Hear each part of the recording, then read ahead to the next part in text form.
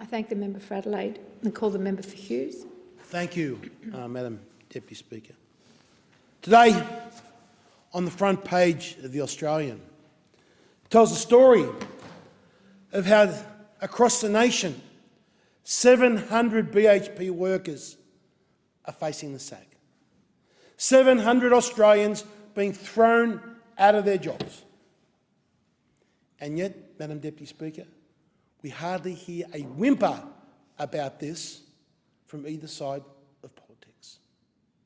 Where is the party of the workers that say they stand for the workers of this country?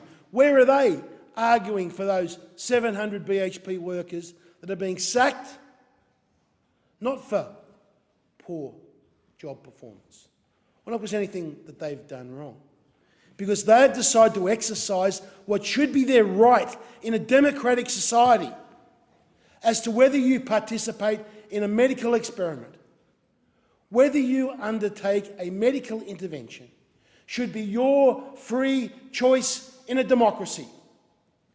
Your job should not be dependent or held hostage because you haven't decided to participate in that medical experiment. 700 workers today across the nation are being thrown out of BHP, and that is on top of the tens of thousands of workers that have already lost their jobs. Teachers, nurses, doctors, paramedics, retail workers, truck drivers, across all sectors of our economy. People being thrown out of work because they have simply decided to exercise what must be a free right in a democratic society. No democratic society should mandate the injection of a substance into your body just to keep your job. And in many cases, this is more than just people's jobs. This is people's careers that are being thrown out. Teachers that are losing their job, and not only losing their job as a teacher, they're losing their career. Ambulance officers and paramedics that we rely upon are today sitting on the sidelines of our economy because they've decided not to get injected with one of these experimental COVID vaccines. This is a shameful day for our nation. But what is even more shameful is that the lack of people in this parliament that are speaking up and using their voice against it. The economy is not going that well that we can afford 700 mining workers in BHP to be no longer working in that industry. What, we're looking down the barrel of something like a $1.4 trillion debt, and we're telling these people that they cannot participate in the economy? The party of the workers, silent about these workers losing their jobs. Absolutely silent. It's hard to know what's worse. Those in this parliament that actually think that the government and big industry and big medical and big pharma and the bureaucrats in here in Canberra know better and should force you against your free will to be injected. And they think that's okay, that a society where your freedoms are all held hostage to the point of a needle, that those that think it's okay. But equally, Madam Deputy Speaker, the number of people in this House that know in their heart that that is wrong, that know in their conscience that that is wrong, but yet come to this parliament and say nothing about it. To mandate an injection, to mandate a medical intervention, and remember, not just any old medical intervention, a medical intervention with an mRNA vaccine, a substance that has never been injected into humans before, that we have no long-term safety data for, is not only unethical, immoral, a breach of human rights, but it is simply done un-Australian. And more of us need to use our voice to stick up against it. And what's even worse, Madam Deputy Speaker, there may have been an argument 6 months ago, 12 months ago, when we had all those experts stand up and they say, well, if you get injected, you can't catch COVID and you can't spread it on. That was what was told to the general public, where they took on 98% and plus, 90% plus efficacies. That's what we were promised. That's what this was sold upon. We now know that is completely untrue. Not only untrue, but if we look to see how idiotic and how stupid these mandates are and how counterproductive they are, just look at the latest data out of the United Kingdom. The official UK Health Security Agency, their weekly COVID-19 vaccine surveillance report for week 6 of the year, 10th of February, just have a look at what that data shows. Now, you'd think these mandates would mean that you've been injected, that you are less likely to have COVID. That is the entire premise behind it. But look what the data shows. We look at the rates of cases reported between week 2 of 2022 and week 5, a 4-week period. In the UK, of those 30 to 39, there was a 4.9% COVID positive rate amongst those that were injected not once, not twice, but 3 times. 4.9% infection rate over that month amongst those injected 3 times. But those not injected at all, those that are vaccine-free, that are supposedly have a higher rate of COVID, it's actually just over 2%. So the rates of infection in the UK in the 30 to 39-year-old age bracket are less than half amongst those that are vaccine-free as compared to those that have been not once, not twice, but 3 times jabbed. 140% difference.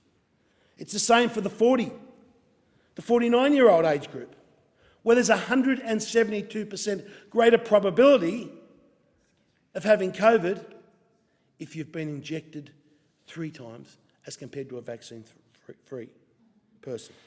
And for my age bracket, those in the 50 to 59-year-olds, a 2.6% infection rate with those injected 3 times.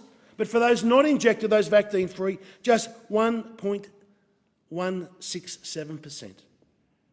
120% higher rate of infections amongst the triple jabbed than amongst those that are vaccine-free.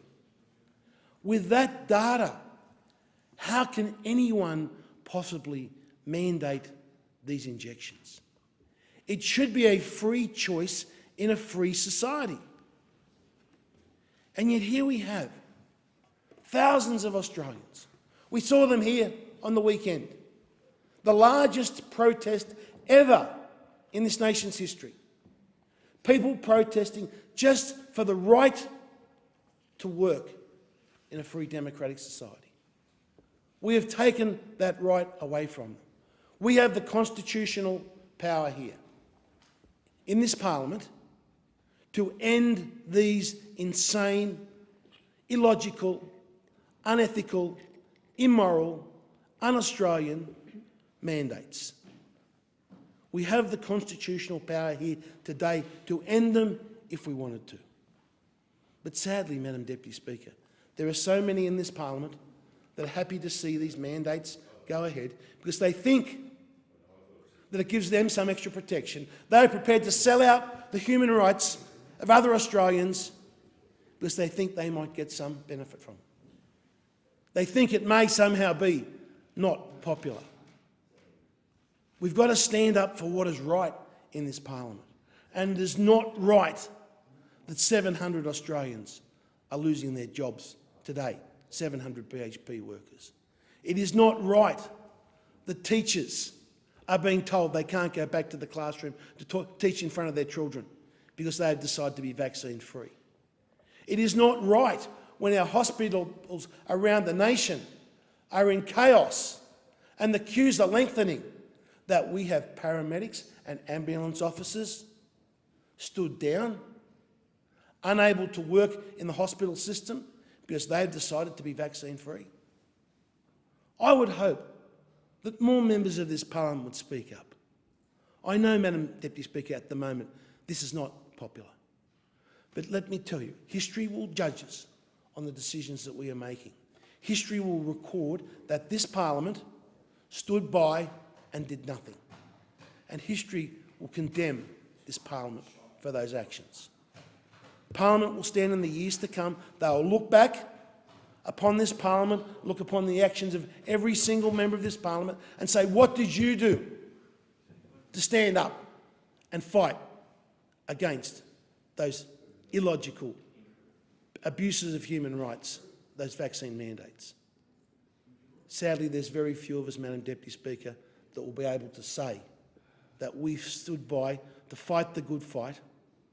We weren't concerned about the attacks upon us in the media because we called it out what our conscience saw. And my conscience tells me that it is completely and utterly wrong what is happening. It's contrary to everything that I believe in. Freedom of choice, freedom of bodily autonomy. If you don't have the freedom to decide what substances that you'll inject into your body, what's the point of any other freedoms? Our freedoms of medical choice, our freedoms of economic opportunity, our freedoms of personal travel are all subject and dependent and interlinked. When we break one, we break them all. The election, there's only a few days left, 16 days of this parliament. I hope in the month's break that we have before the budget week, that many other members of parliament will look into their conscience, will look deep into their conscience and speak out how wrong this is and stand up for those Australian workers. Every Australian worker that has been sacked from these vaccine mandates must have their job back. We can do it in this parliament if only we have the courage. I thank the member for Hughes. The question is that this bill be now read a second time. All those that opinion say